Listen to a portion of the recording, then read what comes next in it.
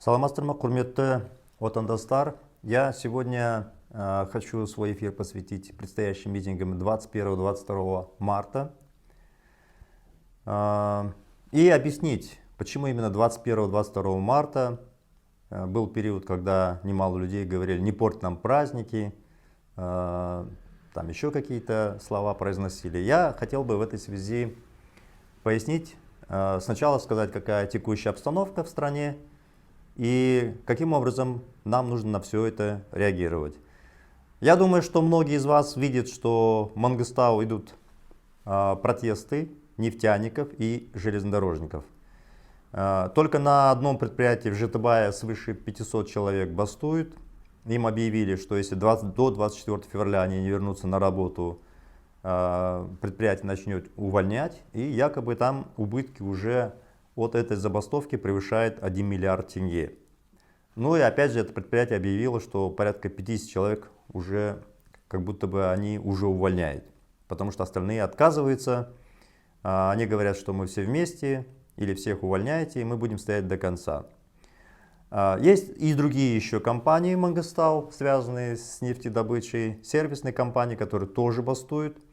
Ну, в общем, по разным оценкам, минимум 1000 нефтяников бастует. Там же и выступают железнодорожники, которые тоже требуют выполнить их условия, поднять размер заработной платы. Ну вот, собственно, и вы знаете, что с Нового года правительство резко объявило о повышении тарифов. Хотя говорили, что будет рост там 20%, 30%, поэтапно 15%, но те счета, которые люди выставляют уже в интернете, видны, что по теплу тарифы поднялись минимум в 2 раза, а где-то и больше. Вот, собственно, вот такая сейчас ситуация. Всемирное и массовое возмущение вызывает рост тарифов. Некоторые люди кричат и говорят: а почему мы должны покрывать эти расходы за счет тарифов, за счет роста стоимости тарифов? Назарбаев со своими родственниками украл миллиарды долларов, пусть они инвестируют и так далее. Вот такого рода слова слышны. В общем, шаг за шагом объем и размер протеста нарастает. И мы все прекрасно знаем, что, например, Мангыстау, в связи с тем, что Токаев видит, что массовой поддержки нет, вроде как бы нет десятков тысяч на улицах, можно частями, что называется, по мелочам с людьми расправиться. Сегодня уволить 50, завтра 100, послезавтра еще. И таким образом подавить сопротивление. Вот, собственно, планы Токаева. Это планы старые, Назарбаев делал так же. Он запугивал и частями, скажем так, поодиночке гасил протест. Это было уже все эти предыдущие годы. В этой связи мы говорим, что терпение народа, она как бы у нас, безусловно, она достаточно глубокая, но сейчас прям видно, что зашкаливает. И в этой связи я думаю, что необходимо сейчас объединить протесты. В чем проблема? Проблема в том, что матери выходят отдельно со своими проблемами, нефтяники, их там порядка 1000 человек отдельно. По тарифам есть люди, которые возмущаются, остальные говорят: ну что же делать, мы подтянем пояса, будем двигаться. Рост цен произойдет, безусловно, потому что тепло, электроэнергия, вода в цене, если вырастает, то, соответственно, это отражается на бизнесе. Они вынуждены тоже поднимать, потому что они арендуют помещения, их расходы растут. То есть, одним словом, в ближайший месяц-два будет новый скачок инфляции, как вы понимаете, новый рост цен. Ваши зарплаты при этом не растут. И вот на самом деле, что нужно сделать? Многие уже отчаялись, говорят, что наш народ рабы, невозможно расшевелить, все ждут, что какой-то другой народ выйдет на митинги, что тогда и они выйдут и так далее, и так далее. Наша задача весь этот пессимизм, что называется, в сторону и правильно организовать процесс.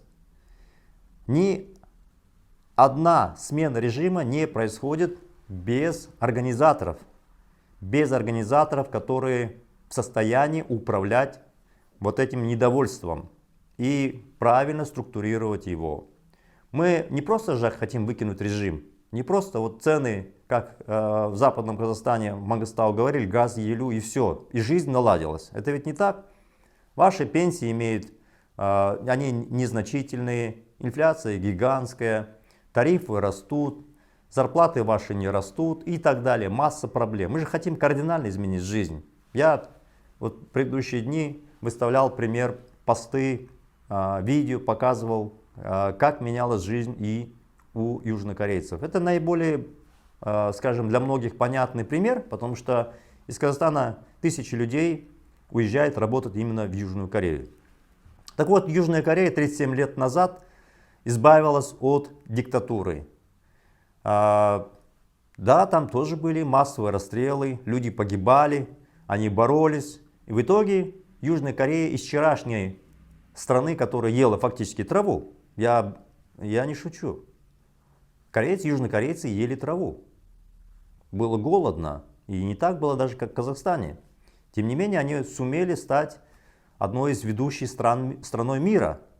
Понимаете, вы же видите, что там сейчас в Корее происходит. Гигантские здания, какие производства. Не имеет никакого сырья, как у нас, нефть, газ, уран, вообще ничего нет.